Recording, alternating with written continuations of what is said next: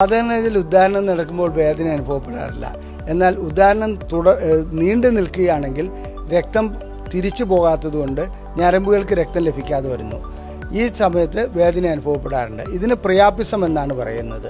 പ്രിയാപ്പിസം ഉണ്ടാകുന്നതിൻ്റെ പ്രധാന കാരണം ലിംഗത്തിലേക്ക് കൂടുതലായി രക്തം വരികയും തിരിച്ചു പോകേണ്ട രക്തക്കുഴലുകളെ ഞെക്കി അമർത്തുകയും ചെയ്യുന്നതുകൊണ്ടാണ്. ഇത് ഡോക്ടർമാർ ടെസ്റ്റ് ചെയ്യുമ്പോൾ ഇഞ്ചക്ഷൻ നൽകുന്ന വഴിക്ക് വരാം.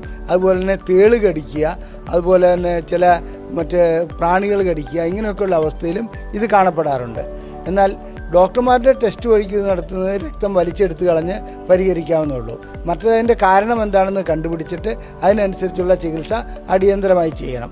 4 മണിക്കൂറിൽ കൂടുതൽ ലിംഗം അങ്ങനെ ഉദ്ധരിച്ച് നിൽക്കുകയാണെങ്കിൽ, അതിന് പ്രിയാപ്പിസം എന്നാണ് പറയുന്നത്, അങ്ങനെ ഉദ്ധരിച്ച് നിൽക്കുകയാണെങ്കിൽ അവരെ സംബന്ധിച്ചിടത്തോളം അത് വേദനാജനകമായിരിക്കുമെന്നുള്ളത് മാത്രമല്ല, ലിംഗത്തിന് വീണ്ടും ലൈംഗിക ഉദ്ധാരണം നടക്കാത്ത ഒരവസ്ഥയിലേക്ക് പോകാനും സാധ്യതയുണ്ട്.